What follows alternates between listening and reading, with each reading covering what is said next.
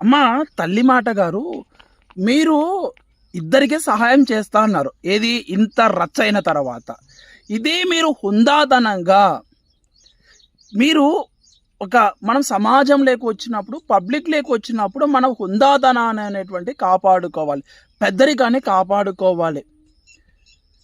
ఇప్పుడు మనం ఏదైనా పెయిడ్ ప్రమోషన్ చేస్తుంటే దీనివల్ల ఏమైనా ప్రజలకి లేదంటే నీ ఫాలోవర్స్కి ఏమైనా నష్టం జరిగే ప్రమాదం ఉందా లేదా అని 1కి 100 సార్లు సరి చేసుకోవాల్సినటువంటి బాధ్యత ఆ ప్రోడక్ట్ని ఏదైతే ప్రమోషన్ చేస్తున్నా అది మీ పైన ఆధారపడి ఉంటుంది. సో కాబట్టి జాగ్రత్తగా నేను భవిష్యత్తులో నా ప్రమోషన్ అనేది చేయడం ద్వారా నేను ఇలాగా తన ఫాలోవర్స్ నష్టపోతున్నారు. సో నేను ఇంకా బహు జాగ్రత్తగా ఉంటాను. ఇలాంటి ప్రమోషన్ జోలికి నేను వెళ్ళనండి. ఇది నా తప్పు అయిపోయింది, ప్రథమ తప్పుగా నన్ను క్షమించండి. రెండోసారి మీ అమ్మ ఇంకా తప్పు చేయదు అనేటువంటి భరోసా మీరు ఏమైనా కలిగించారా? అది అందులో విషయంలో మీరు ఫెయిల్యూర్ అయిపోయినారు.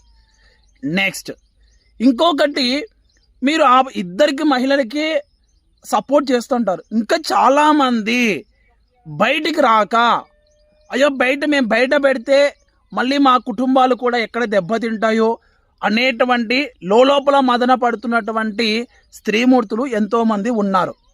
ఈ వీడియో చూసిన తర్వాత చాలామంది బయటకు వస్తారు. నేను ఆంధ్రప్రభ ఛానల్లో నేను ఏకి పారేసిన తర్వాత ఆ బాధిత మహిళలకి కానీ ఎవరు న్యాయం చేస్తారంటే 20 వాట్సాప్లో చేసండి, స్క్రీన్ షాట్ 20 పంపించారు నాకు.